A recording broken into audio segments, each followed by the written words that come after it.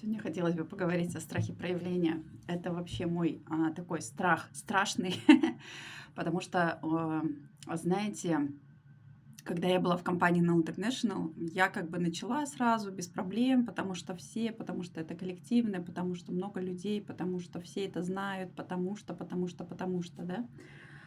А тут, когда ты начинаешь проявляться в каком-то новом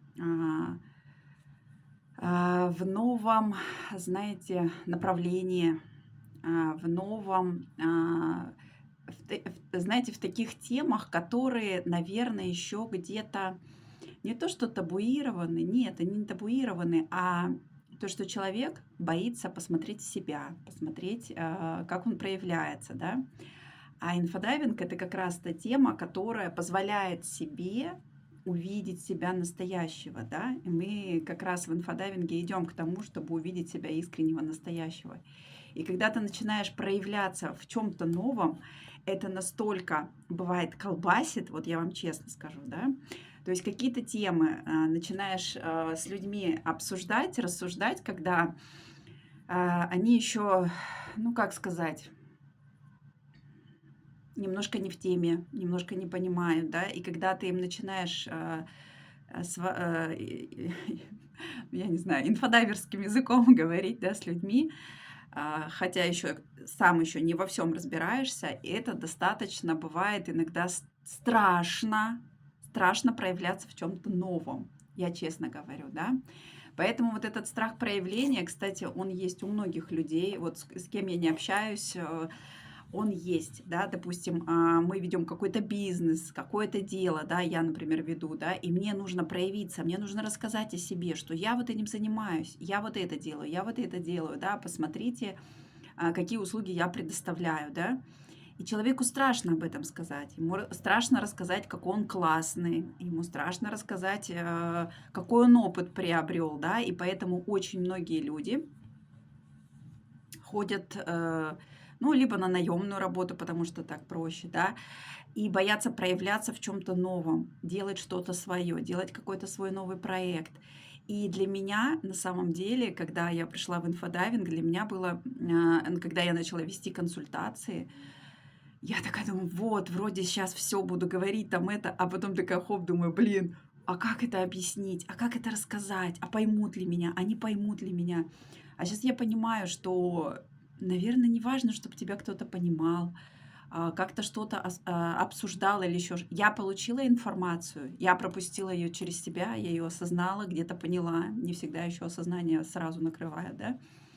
И этой информацией нужно делиться с людьми, потому что когда мы, знаете, садимся на вот эту кучу наших знаний и начинаем ее гребсти под себя, типа это мое, я приобрел этот опыт, это мое, я им делиться не буду. Мы тем самым, знаете, и зарабатываем себе в том числе и болезни. То есть мы не проявляемся, мы не рассказываем о том, а, допустим, какой опыт мы прожили. Мы не делимся этой информацией, да, особенно если мы начинаем проводить какие-то консультации, работать с людьми, да, и мы не рассказываем о себе, что мы это делаем, как мы это делаем, и мы не ну вот я, например, да, не проявляюсь, я не рассказываю о своем опыте, хотя он у меня огромный, да, как вот наши клиенты говорят: Почему вы молчите, почему вы не говорите?" Я вот когда говорила про наш клуб, да, девочки мне такие говорят: "Да блин, это каждой женщине нужен такой клуб, где ты будешь именно, идти к себе настоящей, искренней, открытой". И, знаете, после таких слов ты понимаешь, что, блин, ну молчать нельзя. Нельзя об этом молчать, а нужно просто говорить. А тому, кому эта будет информация нужна, он просто придет и будет с тобой. Либо не с тобой, но он хотя бы будет знать информацию, что оказывается, можно жить, счастливую жизнь. Оказывается, можно создавать события в своей жизни и многое-многое другое. И можно быть здоровой, жить в здоровом теле и быть счастливой. Но к этому нужно прийти. Для этого нужно снести очень много своих программ, установок, в том числе и страх проявления. Вот я с ним нет, я с ним не борюсь. Я просто хочу проявляться. И я буду это делать по-своему, конечно.